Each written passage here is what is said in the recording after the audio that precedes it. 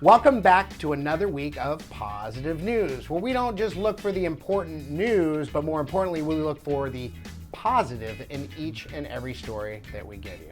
So let's just jump right in. This week, it's time to clear the shelters. NBC's popular annual adoption campaign is still scheduled for this year, albeit some minor changes due to COVID-19.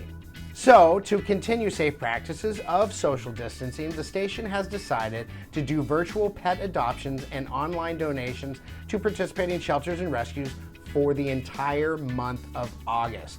NBC is partnering with We Rescue and 24 Pet Watch for their online tools and user-friendly apps to make the process of adoption and donation just effortless. The results from this year's virtual and direct donations to local shelters and rescues will be announced sometime after August 31st. In 5 years, Clear the Shelters campaign has found homes for more than 400,000 pets. So just remember, you have the whole month of August to either make an online donation or a virtual adoption, all right? Now to our next story. Could dogs be the key to raising a good kid? According to a new study out of Australia that's saying canines actually could be the key to getting a well-adjusted child. The study used data from 1,600 families with children aged 2 to 5 years. 42% of the families had a dog. Compared with children that did not have a dog, they found that kids with a pup were 23% less likely to have emotional issues or awkward social situations, 34% more likely to be kind to others, 30% less likely to be antisocial, 40% less likely to have any issues interacting with others. Now, although the study considered other factors in their analysis, such as child's gender, sleep habits, screen time, parental education, they couldn't prove one really causes the other. However, researchers with the study do say that previous findings have also shown that pets may be helpful for a child's self-esteem, their empathy, trust, and their confidence.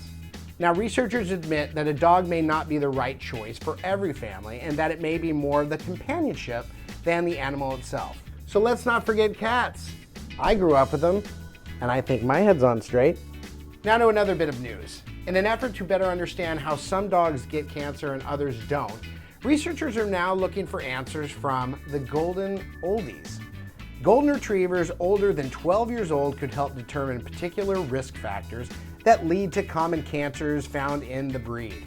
A research team at Morris Animal Foundation's Golden Retriever Lifetime Study is looking to compare the genetics of dogs that passed from cancer with the DNA of an older golden retriever that has successfully avoided the disease. Their hope is to identify regions in the breed's genome that make it more susceptible to certain cancers. The team will also consider the dog's environment and lifestyle in their research. They're hoping that their studies will lead to genetic screening tests, treatment therapies, and future recommendations on breeding. The Golden Retriever Lifetime Study, which began in 2012, is one of the most extensive of its kind. The group has been collecting data on more than 3,000 Golden Retrievers over their lifetime. They hope the information they gather will help to identify risk factors for cancer and other serious diseases in dogs. And finally, you've all probably heard the saying, "There's no place like home." Oh, I'll never get home. Well, that truly was the case for a 4-year-old Labrador out of the Midwest. A family came home and found Cleo lying on their front porch of their Lawson, Missouri home. They noticed that the dog had no collar, but she seemed really well groomed, so they didn't think she was a stray. After having her scanned for a microchip, they noticed that the last name of Cleo's owner looked really familiar.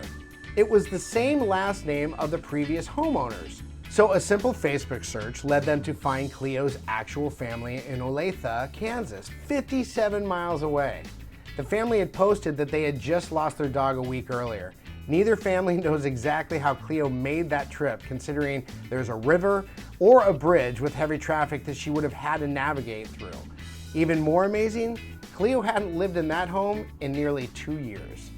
Well, that does it for another week of PAWSitive News. If you'd like more information on any of the stories we just showed you or additional resources, please visit our website, preventivevet.com.